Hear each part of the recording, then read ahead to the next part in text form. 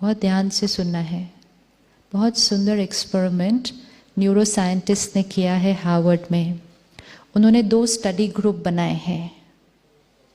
एक study group को कहा गया कि 5 दिन हर रोज 2 घंटे पियानो बजाना है। 5 दिन हर रोज 2 घंटे पियानो बजाना है। और एक स्टडी ग्रुप को कहा गया हर रोज 5 दिन 2 घंटे सिर्फ मन में पियानो बजाना है। इन्होंने उंगलियों से पियानो बजाना है और दूसरे ग्रुप ने मन में उंगलियों से पियानो बजाना है। और हर रोज उस 2 घंटे के बाद ब्रेन में उसका क्या असर पड़ रहा था वो देखा गया। क्या हुआ होगा? क्या हुआ होगा? एक ग्रुप फिजिकली पियानो बजा रहा है, एक ग्रुप मन में पियानो बजा रहा है। क्या असर हुआ होगा?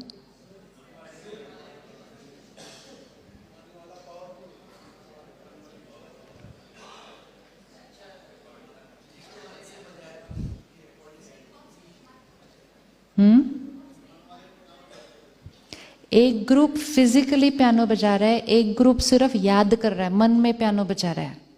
क्या रिजल्ट आया होगा?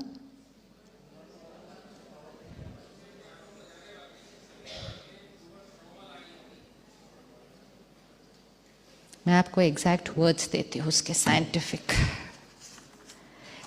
It says the brain area in both the cases grew significantly in size.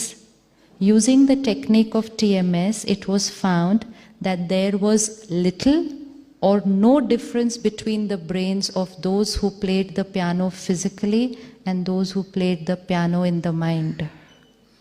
Conclusion is, the brain and the body cannot differentiate between the real and the imaginary.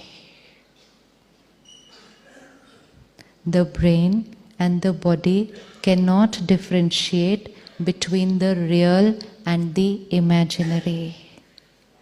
किसी के साथ आप फिजिकली कनेक्ट हो या किसी को सिर्फ मन से याद करो, इफेक्ट आत्मा पर, ब्रेन पर और बॉडी पर सेम होने वाला है। किसी को आज आप डांटो या किसी को सिर्फ मन से डांटो,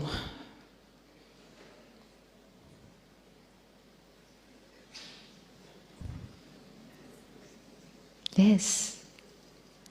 किसी से आप कोई नफरत है, गुस्सा आया हुआ है, किसी ने आपको चीट किया, आप उसको कुछ कहो या आप चुप रहो, सिर्फ मन से कहो, effect will be the same.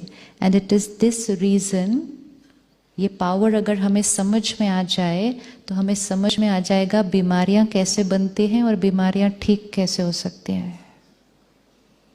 जो आत्मा ये थॉट क्रिएट करती है, हाय मैं बीमार, हाय मैं बीमार, आप उसको कितनी भी दवा खिलाएंगे उसकी हीलिंग प्रोसेस क्या होगी? स्लो डाउन होगी।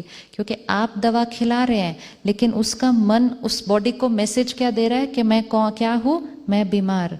अब एक और कोई है जो ये थॉट क्रिएट करता है कि मैं बिल्कुल ठीक हूं, मैं बिल्कुल ठीक हूं, मैं बिल्कुल ठीक हूं। दवा अपना काम कर रही है, साथ साथ ये क्या काम कर रहा है? It does not differentiate between the real and the imaginary. वो उसको वो थॉट देना शुरू कर देगा और वो शरीर का जो अंग है वो ठीक होना शुरू हो जाएगा। ये आत्मा के संस्कारों के लिए भी है, ये शरीर की बीमारियों के लिए भी है, ये हमारे रिश्तों के लिए भी है। रिश्ते कहाँ बनते हैं? रिश्ते कहाँ बन रहे हैं? यहाँ। कुछ लोगों से हम बहुत प्यार से बात कर रहे हैं लेकिन यहाँ से अच्छी नहीं बात कर रहे। It can not differentiate between real and imaginary. शरीर का हम बहुत अच्छा ध्यान रख रहे हैं लेकिन अंदर से अच्छा नहीं सोच रहे। It can not differentiate between real and imaginary. हर चीज रिकॉर्ड होती जा रही है।